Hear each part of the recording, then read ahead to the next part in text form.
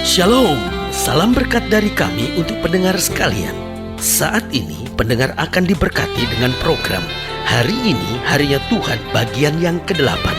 Sebuah program rohani tentang doktrin Alkitab yang menolong kita untuk semakin tertanam dalam kebenaran firman dan bertumbuh dalam kemuliaan. Bersama hambanya, Pendeta Gilbert Lumoendo, STH. Banyak orang merasa doktrin Alkitab sebagai sesuatu yang membingungkan. Tetapi tahukah saudara bahwa doktrin Alkitab intinya adalah memahami Alkitab dengan benar, dengan pemahaman yang sistematis, sehingga kita terus dapat tertanam di dalam kebenaran firman, sehingga kita terus bertumbuh di dalam kemuliaan Allah. Buka hati saudara sekalian untuk menerima berkat-berkat firman-Nya hari ini. Salah satu karya besar Tuhan Yesus bagi setiap orang percaya adalah menguduskan. Saudaraku yang kasih dalam Tuhan, ini yang tidak dapat dikerjakan oleh siapapun. Kalau bicara tentang berkat, mungkin ada saja orang-orang pintar bisa kaya. Kalau bicara tentang kesehatan, mungkin ada orang yang memang pintar, karena itu bisa mendatangkan kesehatan dan kesembuhan dalam diri seseorang. Tetapi yang hanya bisa dikerjakan oleh Tuhan Yesus dan tidak bisa dikopi oleh siapapun, yaitu menguduskan kita. Tetapi Kristus berkata, "Akulah jalan, kebenaran, dan hidup. Tidak ada seorang pun sampai kepada Bapa jika tidak melalui Aku." Kristus dengan kasih-Nya berkata kepada kita, walaupun dosamu merah seperti karmisi, akan diputihkan putih seperti salju. Nah, pertanyaannya, apakah itu hanya sesuatu yang sifatnya boasting belaka, membesar-besarkan, memberi jaminan palsu? Oh, saudaraku yang kasih dalam Tuhan, kalau dia memberi jaminan palsu, itu adalah nabi yang sesat, saudara. Tapi jangan salah, kenapa dia bisa memberi jaminan? Karena Alkitab berkata dia juga yang akan menjadi Imam Mahdi. Dia juga akan menjadi hakim yang adil pada hari terakhir nanti. Berarti karya terbesar yang Yesus kerjakan bagi setiap orang percaya, dia menguduskan kita. Pertanyaannya, dengan apa dia menguduskan kita? Yang pertama, dengan darah yang tertumpah di kayu salib. Itu sebabnya dia bukan hanya nabi. Kalau nabi adalah seorang yang menerima pewahyuan dari Tuhan, lalu dia ajarkan pewahyuan itu, dan jika dia mati tetapi pengajaran tetap tersebar, maka nabi itu disebut nabinya Tuhan. Saudaraku yang kekasih dalam Tuhan, tetapi Kristus bukan hanya sekadar nabi, karena betul dia menerima pewahyuan dari Allah Bapanya, tetapi dia menumpahkan darah sehingga dia juga disebut sebagai juru selamat. Barang siapa yang percaya kepadanya tidak binasa, melainkan beroleh hidup yang kekal. Berarti kita punya kepastian bahwa dosa kita diampuni. Kenapa? Karena darah yang tertumpah di kayu salib itu memberi jaminan untuk menguduskan kita. Yang kedua, pertanyaannya, kenapa kita yakin akan pengudusan yang Kristus kerjakan? Karena dia telah menguduskan kita dengan firman yang keluar dari mulutnya Allah. Alkitab berkata firman yang keluar dari mulutnya Allah tidak akan kembali dengan sia-sia. Alkitab berkata kamu sudah bersih oleh firman yang kukatakan kepadamu.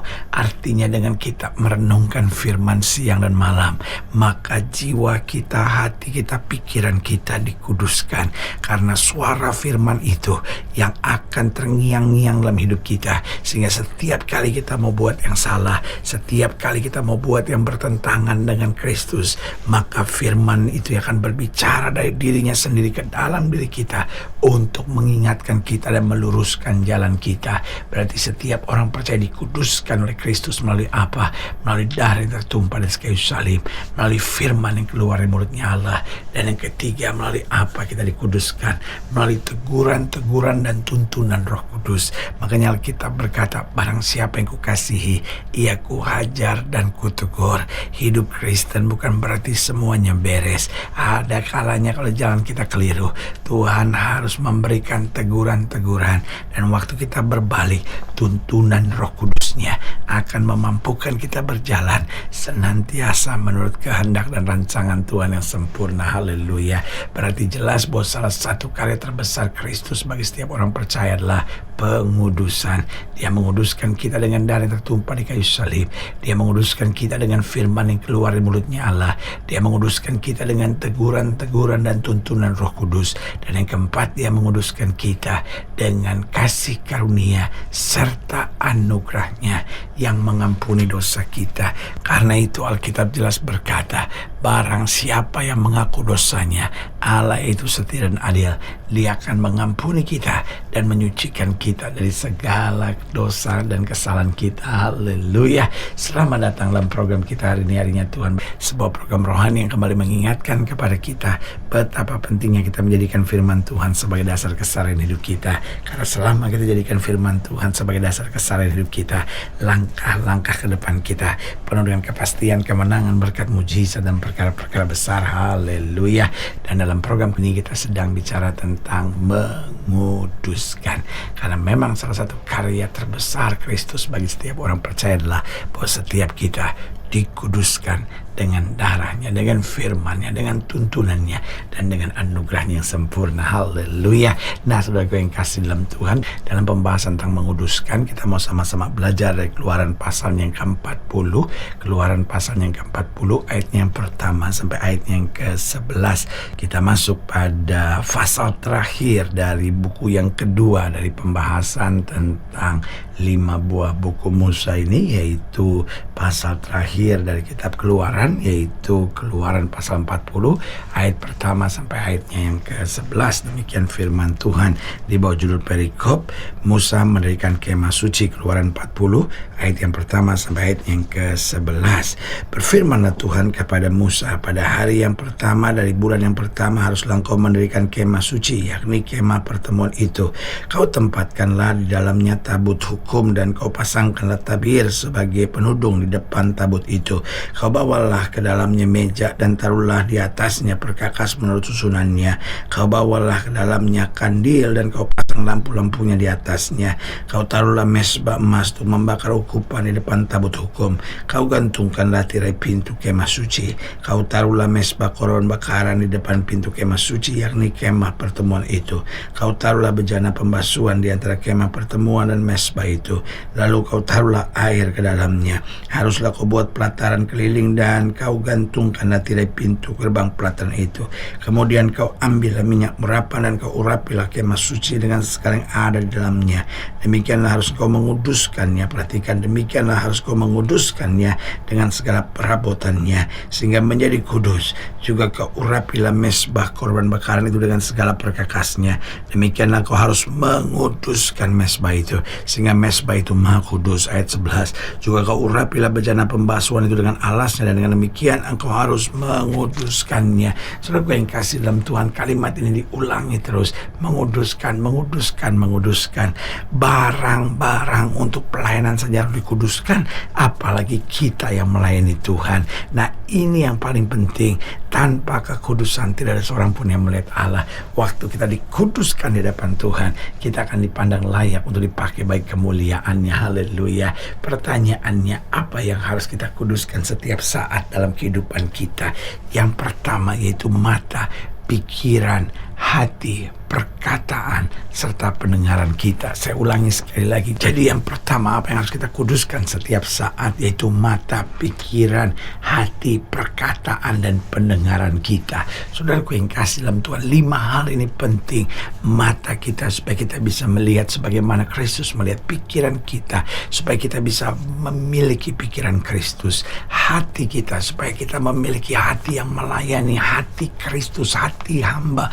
Lalu perkataan yang membangun, dan pendengaran, hanya apa yang benar, apa yang mulia, itu yang kita mau dengarkan. Kita nggak mau dengar gosip, kita nggak mau dengar kelemahan, kekurangan orang lain, tapi kita mau dengar tentang kemajuan pekerjaan Tuhan dan berkat bagi kemuliaan nama Tuhan. Haleluya. Jadi apa yang harus kita kuduskan setiap saat, yaitu mata, pikiran, hati, perkataan, dan pendengaran kita. Yang kedua, apa yang harus kita kuduskan setiap saat, yaitu pekerjaan serta harta milik kita. Ketika pekerjaan dan harta harta milik kita, kita kuduskan dengan apa? Dengan memberi, dengan membayar perpuluhan kita, dengan meminta berkat, dengan mengandalkan Tuhan dalam setiap pekerjaan harta kita, dan kita minta biar tangan Tuhan sendiri yang memberkati. Ketika harta dan pekerjaan kita dikuduskan, maka penghasilan kita pun adalah penghasilan yang kudus. Haleluya. Lalu yang ketiga, apa yang perlu dikuduskan setiap saat, itu hubungan kita dengan Tuhan. Karena hubungan kita dengan Tuhan bukan satu kali sampai selama-lamanya, tapi setiap saat. Karena itu Alkitab berkata, kasih setia Tuhan selalu baru tiap pagi, kasihnya tidak pernah berkesudahan. Haleluya.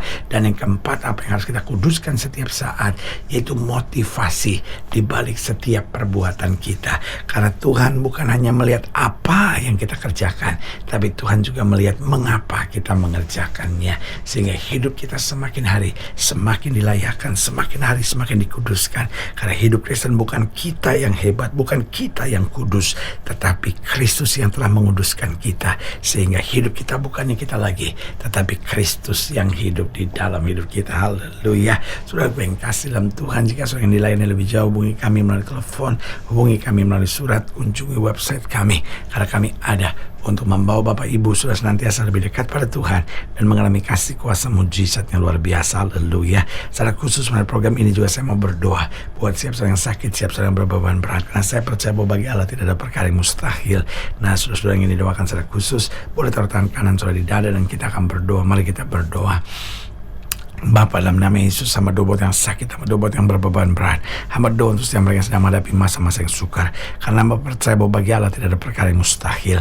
Bapa, hamba berdoa di dalam nama Yesus, Tuhan jamah yang sakit, Tuhan sembuhkan, yang lemah Tuhan kuatkan, yang susah Tuhan hiburkan, bahkan mereka yang tangan kanan di dada karena rindu menerima pengudusan dari Tuhan. Hamba berdoa di dalam nama Yesus, sehingga mata, pikiran, hati, perkataan, pendengaran kami, bahkan pekerjaan harta milik kami, hubungan kami dengan Tuhan, motivasi di balik setiap perbuatan kami boleh senantiasa dikuduskan, sehingga kami boleh semakin layak di hadapan Tuhan. Di dalam nama Yesus kami berdoa. Haleluya. Amin. Saudara gue yang kasih dalam Tuhan, kita sudah berdoa. Ingat, Allah tidak pernah lalai menepati janjinya. Inilah saatnya buat kita untuk bangkit bersemangat, bersuka cita dalam menghadapi segala perkara. Karena kita tahu Yesus hidup, Yesus berkuasa, dan selalu menyediakan yang terbaik buat anak-anaknya. Doa saya menyertai saudara. Sampai berjumpa pada program berikut, dan jangan lupa jadikan hari ini harinya Tuhan. Haleluya.